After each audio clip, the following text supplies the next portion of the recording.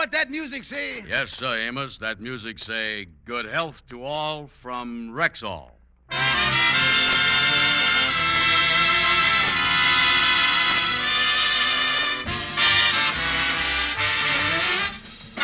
The Amos and Andy Show, written by Joe Connolly and Bob Mosier, featuring Ernestine Wade, Johnny Lee, Lillian Randolph, Roy Glenn, Vincent Townsend, Jeff Alexander's music, yours truly, Harlow Wilcox, and starring radio's all-time favorites, Freeman Gosden and Charles Correll.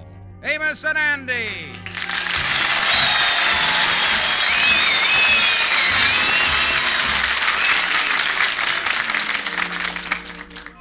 How do you do, ladies and gentlemen? This is Charles Correll. In next week's issue of Life and in the current issue of the Country Gentleman, there's a half-page ad on Rexall's famous vitamin product called Plenamins. I sincerely believe it'll pay you to read it carefully. The information it contains can mean much better health for you and your family. For Plenamins are one of the best balanced multivitamin formulas money can buy. Whenever you think of vitamins, remember Plenamins. Plenamins. At Rexall drugstores everywhere.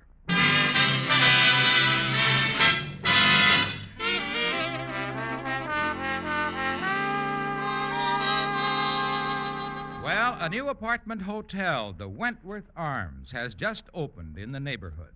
It's the last word in everything. And a lot of the Kingfish's friends, including Andy Brown, have moved in.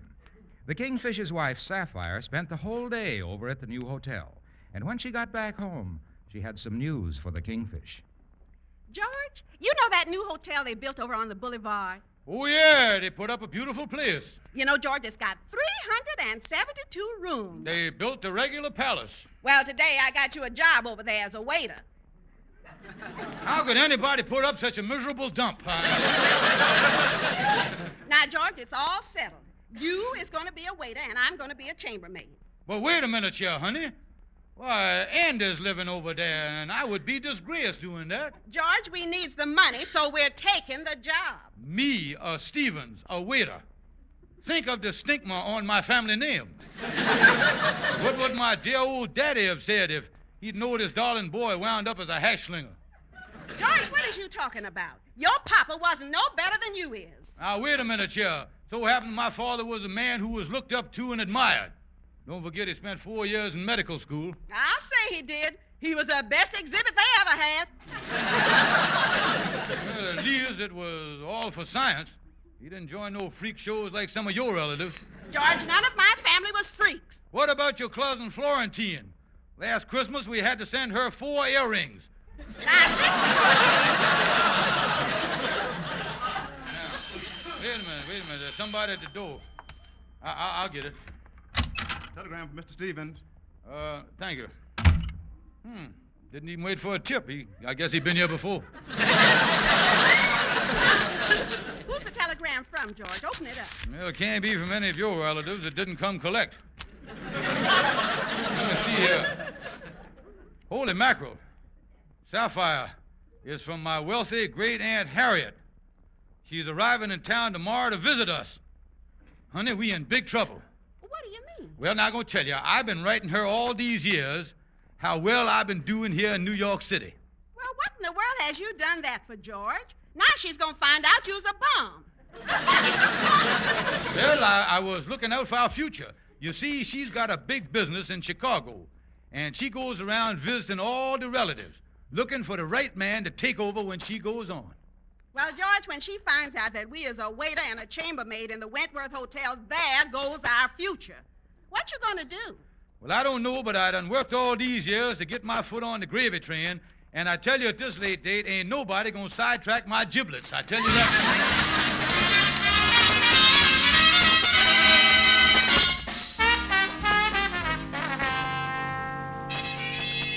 Oh, me, Andy.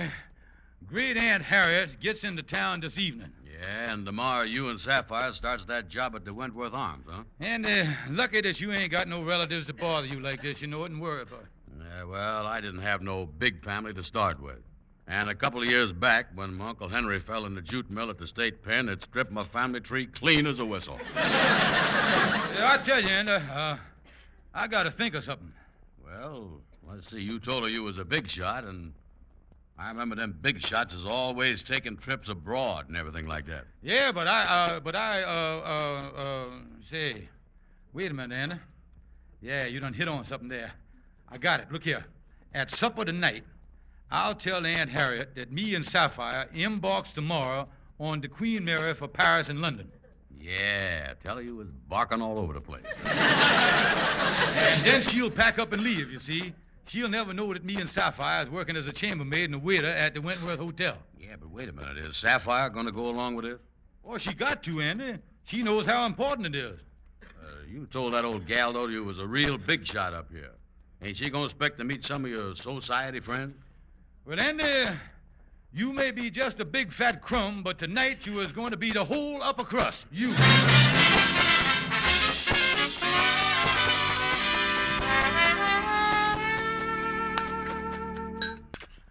Well, lovely dinner, wasn't it, Aunt Harriet? Oh, yes, I think Sapphire done wonders.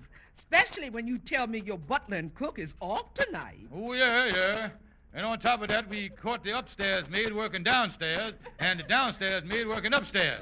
And the union made us fire both of them, you see. Aunt Harriet, Andy, would you folks care to demitasse it in the living room? Well, you all go ahead. If it's okay with you, I'd rather ham bone it in the kitchen. Andy, you go on in the living room. I'll get the coffee. Yeah, let me take you on, Aunt Harriet. George, I don't like to criticize your friend, but you said Mr. Brown was a member of society. Why, when he ate, he tied his napkin around his neck. Yeah, I noticed that. Well, you see, we had liver and bacon tonight, and Mr. Brown happens to be a surgeon. And he just natural covers up like that when he go to work on the infernal organs. Mr. Brown, I understand you as a doctor. Yours must be fascinating work. Oh, yeah, Mr. Brown here has done a lot of work with the MDs, the PhDs, and the AMA. Well, listen, Kingfish, you don't have to spell them things out. Aunt Harriet here looked like a gal that's been around. What's that? The doctor here is noted for his great sense of humor, Aunt Harriet. Yeah, that's right. At my last operation, the patient laughed so much he fell right off the table. Oh, here he is. You sit right here, Aunt Harriet. Andy there. Thank you, Sapphire. I must say you and George has a charming home here. Yeah, it's going to be too bad to leave the place, too. You're leaving? Oh, why, yes, Aunt Harriet. Almost forgot to tell you. Me and my charming wife here is sailing for Europe in the morning. Going to Europe? Oh, yes, we're just popping over on the Queen Mary. Oh, yeah, the first thing in the morning, we pops over on the poop deck and pops over to Paris. But I planned to visit you for a week. Couldn't you postpone this trip? No. You see, the big businessman like me gets what they call a Wall Street stomach. The doctors here tells me that I need a trip for my health. Don't I, Dr. Brown? Oh, sure. Ain't nothing like getting aboard a ship and getting a little fresh air and sunshine on your gallbladder. I really want to see New York this trip, but I suppose I'll just have to go back to Chicago first thing in the morning. Yeah. Oh, it's a shame, Aunt Harriet, that you have to leave like this. Yeah, it sure is. It's very sad, all right. By the way, if you want to look up the next train, I just happen to have a timetable on me here. Yeah, you will. You'll find the Chicago train circled there. Yeah. Oh, thank you, George, thank you. But I'm so glad I came anyway to see how well you was doing. And believe me, George, when the day comes for someone to take over my business, I don't have to tell you who it's going to be. Yeah, well, I appreciate that very much, Andy, dear. Now I guess you want to pack, and I know Sapphire will get in there and help you right now. Get in there. Yes, of course. Come on, Aunt Harriet. All right. Goodbye, Doctor. I said goodbye, Doctor. Uh-huh. You'll have to excuse Dr. Brown, Aunt Harriet. On his last 3 operations, he's been working a little too close to the ether. Yeah, that's right. So long, Aunt Harriet. Hot dog, Andy. Now she'll go back to Chicago and never know that me and Sapphire is a chambermaid and a waiter at the Wentworth Arms Hotel. Yeah, I think I'll go back in the kitchen and work on that liver some more. Sapphire broke up dinner right in the middle of the operation. Yeah.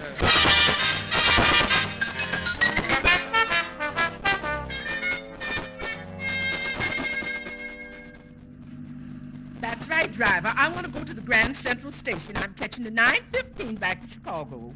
Oh, well, you got plenty of time, ma'am. Yeah, we're making plenty of time. Is you been visiting up here in New York? Well, I was going to stay with my nephew and his wife, but they're going away tomorrow. Oh, I'd like to see New York, but I just don't know where I could stay. Yeah, well, I know a wonderful place right here in the neighborhood. I could take you over there right now, and you could register this evening. Oh, that'd be wonderful. Is it a nice place? Oh, yeah, it's brand new. It's called the Wentworth Arms.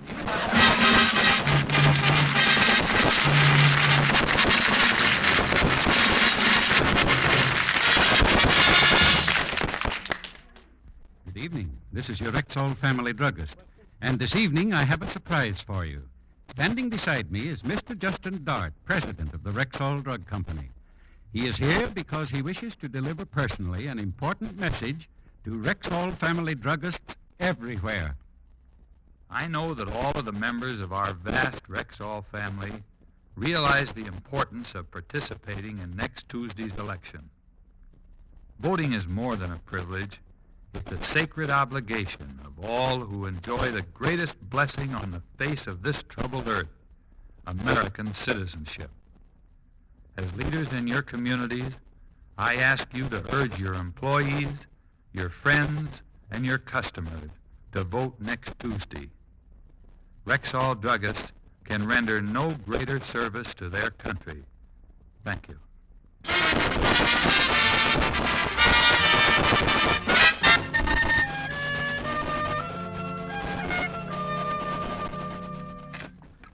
Well, now I'll get this servant cart back in the kitchen.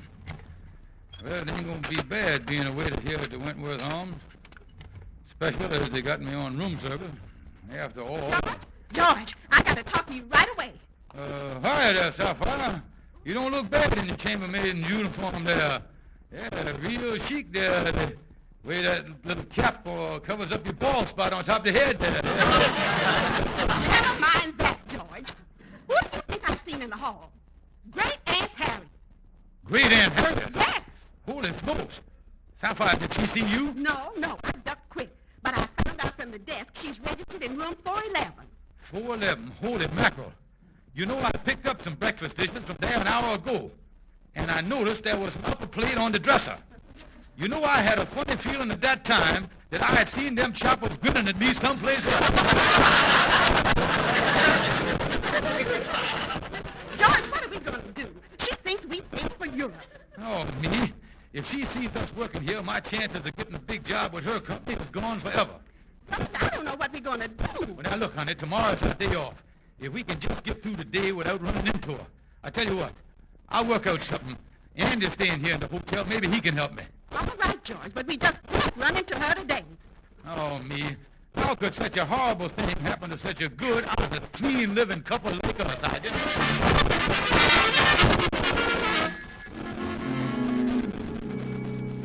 Kingfish, thanks for bringing my supper up here to my room. Say, by the way, you ain't running to Aunt Harriet yet, is you? No, Andy, but what a break. And I goes off duty in 10 minutes. Yeah, well, if she ever sees you in that white waiter's coat, you're going to be a dead pigeon, all right. Yeah, tomorrow's our day off, so I'll have the whole day to work out something, you see. I'll call you later, and I'll go in now. Okay. Well, let me sneak down the hall here. George Stevens! Oh, great Aunt Harriet! George, what are you doing here when you're supposed to be on the poop deck of the Queen Mary? Well, Aunt Harriet, you see, that is, well, I really, George, you and Staff was lying to me about going to work for you. Oh, no, like I told you yesterday, Andy dear, I'm a sick man. We done postponed the trip. We're going on the next boat. Oh, I see. Well, George, what is you doing with that white coat on? What white coat is that? The one you wearing. Oh, this white coat. This one, George, I'm waiting for an explanation. give me time. I'm doing the best I can for a sick man. You see, I'm sick, and like I say, I wasn't feeling so good, and this is Dr. Brown's room right here in the hotel, so I couldn't over here to have him give me the examination. This is the doctor's white coat. Well, I thought in an examination, the doctor wore the white coat. Well, you know how all them great doctors got their little eccentricities. Some up and sharpen a knife on the bottom of the shoe sole, you know. Someone will take out a ruptured appendix if there's an R in the month, you know.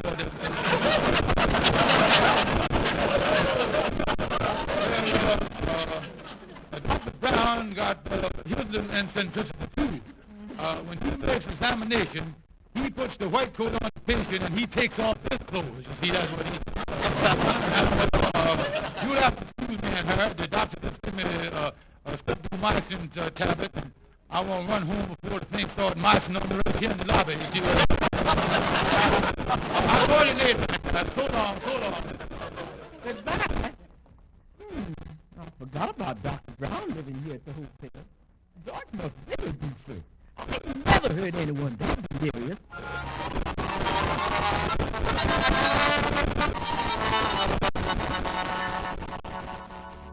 Well, I have to hand it to you, George. That was quick thinking when Aunt Harriet caught you coming out of Andrew's room. Yeah, we got a break, and tomorrow's our day off. But George, sooner or later, she's bound to find out we is a dinner maid and a waiter at the hotel. No, she isn't. He ain't got that. I'll tell you what I'm going to do. Hello? George, this is Aunt Harriet. Aunt Harriet. Let's call you. We're taking against for Europe in the morning, Aunt Harriet. Well, I'm glad I got you, George, because I'm not feeling a bit well either. I'd like to have your friend, Dr. Brown, examine me. The doctor's phone here. Excuse me, Harriet. There's something up with Dr. Brown. What did you say about him? Well, I know it's going to be at the hotel, and I'd like to have him examine me. He won't be able to. He's busy with a appendix operation. Well, see me after that. Maybe a long way. I think he's taking out his own appendix. I'll call him. So long. Oh, dear. George, what is you going to do? Well, I got two choices. I can commit suicide or go see my doctor and get Calhoun. And I'm definitely not going to do the worst one. I'm going to see Calhoun. That's right.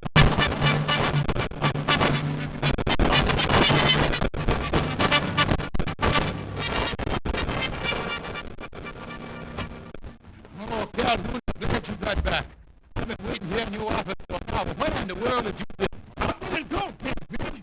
You didn't get 3 weeks ago when I was driving down the boulevard. I didn't see this fella on the boardwalk, and I hit him, broke one of his legs, and got him 40 feet in the air. I didn't shoot him.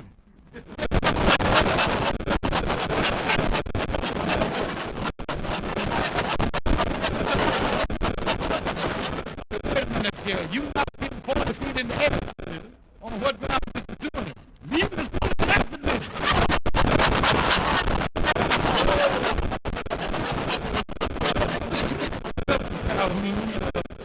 I'm going to tell you something.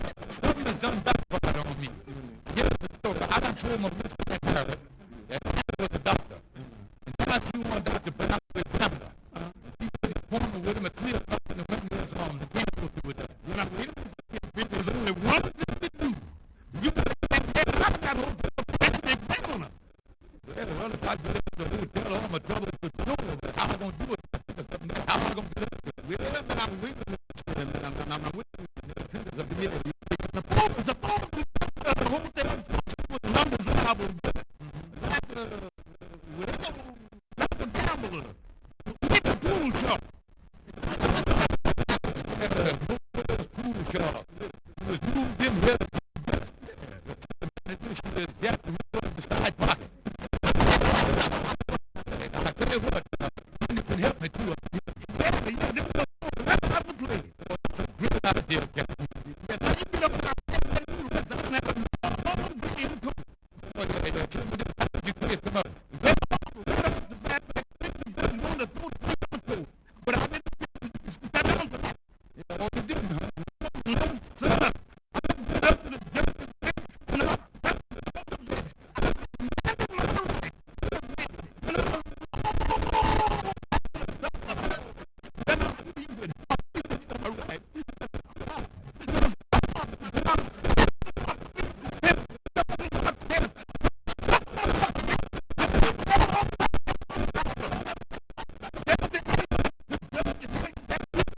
You want to